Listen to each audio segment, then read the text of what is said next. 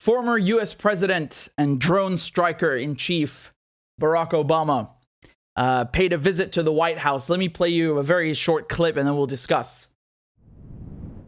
We helped save the global economy, made record investments in clean energy. We put guardrails on our financial system. We helped turn the auto industry around, repealed Don't Ask, Don't Tell. But nothing made me prouder than providing better health care and more protections to millions of people across this country. Wow.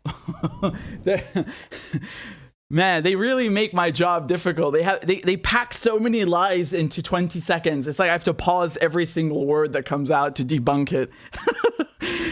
I love we made investments in clean energy. Yeah, do you remember when they were like hosing down and tear gassing protesters who were protesting the pipelines? Which of course, I mean that's pertinent. That pertains to several issues, which is basically violating native land, and then of course pollution, right? I love how people forget that, right? They say Obama's biggest scandal was the tan suit. Oh, well, I got news for you. There's a lot of blood on that suit, which you're conveniently not seeing. And so he says that his greatest achievement, or what makes him most proudest, is the Affordable Care Act, or as it's more commonly known as Obamacare. I mean, where do we begin with this one? Let me do a quick poll in the comments. Those of you in the States, which is most of my viewers, do you actually have adequate health insurance? Do you feel that you're getting what you pay for? What are you paying? Are you paying through the nose? Or if you want to be more fair, instead of looking at just the current situation under Obama, did he actually improve your life? Again, it's a fair question. Some people might say yes, but I've unfortunate news. A lot of people say no, because no matter what Obama likes to say about his great achievement, at the end of the day, you still have millions of Americans that don't have health care. So from a logical standpoint, you're the president. Your job in a country is to take care of your people. And remember, Barack Obama, when he was elected, he wasn't just the president. The Democrats had a supermajority. So they had the White House, they had the House, and the Senate. He could have literally done anything he wanted to, especially when you consider how popular he was, right? The whole thing was I'm going to be elected on a progressive platform, right? Oh, I'm going to close down Guantanamo Bay. We're going to give Americans health care. We're going to increase the federal wage. All of these nice things. So it's not out of character. It's not something, that's not part of his platform. He could have done it. He didn't even try, right? So you have people say, well, he could have never passed it. It wouldn't have worked because you have people in the Democratic Party who would have opposed it. Sure, but he didn't even try. So when you set the bar this low, you're going to get even lower than that. So to get the bare minimum, you need to go way high. He didn't even do that, right? Because he is not a progressive. Barack Obama, like all Democrats, is a right-winger. Never forget this. For me, this is very easy to see because I'm not from the US. I see this from the outside. And if you took Barack Obama and his party to Europe, they would be right-wingers. That's just what they are. They are literally right-wingers. There's no way around that. It's only in US standards, by US standards, that they're on the left. They're not on the left, they're to the left, right? Careful what preposition you use. The Democrats are not on the left, they are to the left of Republicans. And that's really, grasping at straws here, because there ain't much space between them.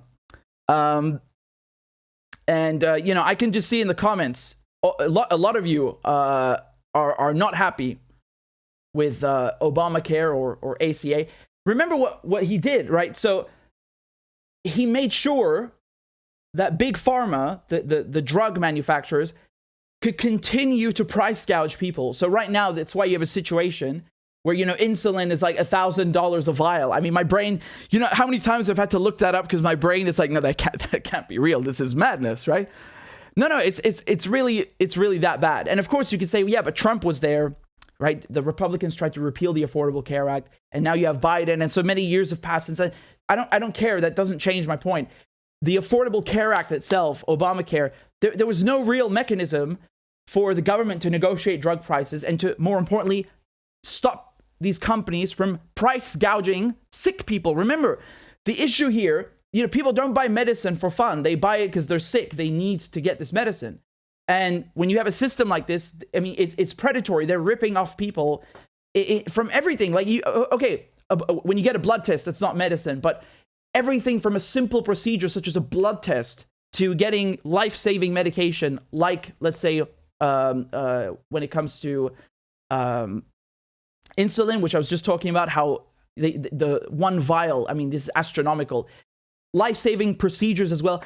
There is nothing in the Affordable Care Act, there's nothing about Obamacare that stops drug manufacturers from price gouging sick people, right? Because, again, that's who they're price gouging. It's not, it would be bad enough by itself, but it's specifically targeting sick people, right? These are the people who are suffering the most. How is that fair? This is a gift. If I am in Big Pharma, if I'm the head of a pharmaceutical company, I'd be like, well, yeah, sure, great. I love it. Well done. You're basically not costing us any money. You're actually making sure that we can continue to screw over people. And that's why we're in a situation now where prices just gone up and up and up and up. Because no president, no party in the US, Republican or Democrat, has any incentive whatsoever to make sure that Big Pharma cannot price gouge. Right? So whether it's Obama or Biden or Trump, it makes literally no difference. They have an incentive, on the contrary, they have a profit incentive to make sure that they can price gouge you. And that's why he filled this cabinet with people from Wall Street and Big Pharma. And he says, we turned around the auto industry. What does it mean, we turned around the auto industry? Yeah, you mean you gave big stacks, you gave big wads of cash to, multi-billion-dollar corporations. Now, again, the auto industry is its own thing. He didn't mention Wall Street, right? How he bailed those people out. I mean, in Iceland, they put the bankers in jail, right? In the US, they rewarded them. So not only does no one go to jail for, driving not just the US economy, but the world economy into the goddamn ground. So many people who lost their homes, who were robbed.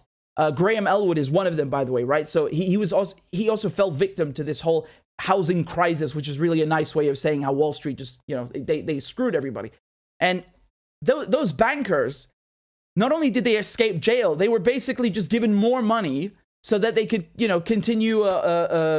It's like you have a drunk captain of a ship and he rams it into a cliff, and you're just like, go ahead, keep steering the ship. It's all good. I mean, he didn't mention that, right? Here's some of Obama's other achievements. I think we should also give him credit, because Obama is very elegant, right? He's very, he's a great orator. He's very presidential, as people like to say. And I feel like he was being modest. He didn't talk about his greatest achievements, right? So, like destroying Syria, destroying Libya, right? Increasing the number of drone strikes. Should we take a look over here? Do you see how the number of drone strikes literally go up as Barack Obama takes over the presidency 2008? And keep in mind, this is Pakistan and Afghanistan. So you have a situation where Pakistan is supposedly an ally. And like Imran Khan, the Pakistani prime minister, pointed out just a few days ago, this is the reward that Pakistan got for being a U.S. ally in the war on terror. You have 80,000 plus Pakistanis killed. And, the Americans would say, oh, we got this terrorist over here, right? And then it turns out, actually, that they didn't get, like, the guy they're targeting is still alive, but somebody's obviously died. So who's died? It's a bunch of civilians, right? Under Obama, they literally drone striked a wedding. They drone striked a funeral. And man, look how sick this is. The Americans drone striked civilians. And then when there was a funeral for those civilians, they drone striked the funeral, killing more civilians. You cannot make this up. And this is all under Obama. And this is very relevant, not because it's horrific, but because right now when they're talking about war crimes, motherfucker, how is this guy not a war criminal? Like by any standards. Okay, fine, I accept Putin's a war criminal. So is Obama then, right? If he's a war criminal, he's also a war criminal. And how is there only one set of legal standards? Like how are there two sets of legal standards? Like that guy should be prosecuted, but this guy shouldn't. What kind of logic is that? What kind of logic is that? Take a look over here. Again, you can see how the number of US drone strikes is just going up. And you might be thinking, well, yeah, but that doesn't mean anything. They could be drone striking rocks, cows. I don't see how that's okay, but the issue here is not just that number of drone strikes went up. The issue is that they were indiscriminately killing civilians, right? That's what Daniel Hale revealed. He's now in prison in the US in a communication management unit, which is basically another way of saying solitary confinement, extreme solitary confinement. You're literally, as the name implies, they manage your communication. That means your letters, or they read your letters, they forbid you from speaking or writing, or, it's hell. And he is in prison because he revealed that during a 5-month period under Obama, 90% of the casualties from drone strikes were civilians. So, do you understand? So 9 in 10 people were innocent bystanders, were civilians. They just murdered them and covered it up, right? They would release these botched figures. I mean, botched is, again, I hate this word. It's not botched. They're doctored, right? They've been purposely manipulated, doctored, to show that, oh, look, we're being transparent. We release these nice little reports. Look how little civilians we kill. Completely faked numbers. So that's another one of Obama's great achievements, right, that we should point out. And of course, this is the wedding that I was talking about. This is from Human Rights Watch. So this was 2014 in Yemen, right? So Hellfire missiles, those are the missiles that they use on the drones, on the Reaper drones.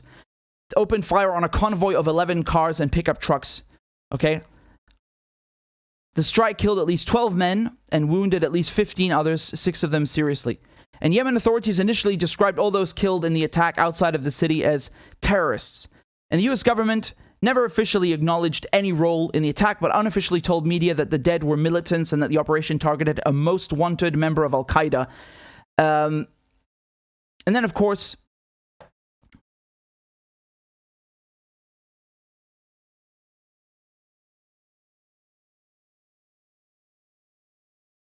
this is a very nice way of saying that U.S. forces are violating international law. Raises serious questions as to whether U.S. forces are complying with the policy requirements on targeted killings that President Barack Obama outlined in May 2013. So do you understand? The issue is not just that they're violating international law, they're even violating their own so-called rules of engagement, right? Which is what we saw in Iraq under Bush as well. And of course, this is what they always say. They say that they've killed a bunch of terrorists, and it's not terrorists. It's not terrorists at all. They are hunting down members of the Taliban in Pakistan or Afghanistan, or they're hunting down members of Al-Qaeda, and they claim that they've killed someone, and turns out they're alive, then they claim they've killed him again. Just to give you an idea, like, I'm not joking, the Minister of Interior right now in the Taliban government in Afghanistan, he was supposedly killed several times by the United States under Obama. And again, obviously, he's still alive. He's the Minister of Interior now. Like, what more proof do you need? And, right, so they were hunting down the Haqqani network as well. And my point is that people were being killed. Oh, definitely someone was being killed, but it just wasn't the targets. Which, again, even if you want to say that it was somehow justified, I don't think that's justifiable to say, like, oh yeah, well, we're gonna go drone strike these people because we deem them to be dangerous. That's ridiculous. You have no mandate from the United Nations. You don't have any right to do that. And so even if you weren't killing civilians, which you are, you would still be in the wrong. And then, of course, Doctors Without Borders. You guys know that right now they're saying Putin bombed a maternity hospital, right, in Ukraine. And again, that the woman, that Instagram girl she was in the maternity hospital, and her picture was all over social media and front pages. She just did an interview, which we'll get to later, saying that there was no airstrike. But regardless, my point is that everybody's outraged because the Russians bombed a hospital, right? Like, how could you do that? How can you bomb a hospital? Well, under Obama, they bombed a hospital in Kunduz, right? And they killed 42 people. This was run by Doctors Without Borders, okay? And it was in Afghanistan. And, of course, Obama apologizes. Great. I'm really grateful for the apology. Where's the War Crimes Tribunal that you keep talking about? You want to give everybody else a War Crimes Tribunal, but not for you? Man, that's funny. That's really funny, right? So dozens killed, dozens wounded. Yeah, there's no accountability. Why should there be? And of course, I don't need to tell you that Obama ran on a platform to, cut mass surveillance. At that time, we didn't have the Snowden, Greenwald revelations, but everybody with a brain knew what the NSA and CIA were doing. And then Obama in 2007, he said that he's going to make sure that, all these illegal, because remember, it started with the Patriot Act, but they were doing other things behind the scenes. He said he would curb all of this. And then when he gets in power, he not only keeps these programs, he actually expands them. So he's doing more spying than George Bush. And the same thing with the torture program, right? And then he's like, oh, we tortured some folks. We tortured some folks. That's a direct quote. And then he says, in terms of the spying, there were mild encroachments on people's privacy. God, they're so good with language. They're so creative at lying. I love it. It's so funny in a way. It's really funny. So again, I wanted to say all this because I feel like people were being forgetful and Obama was being too modest with his achievements. So I just wanted to give you a quick fresher to remind you how lovely US presidents can be and how they are always held to account.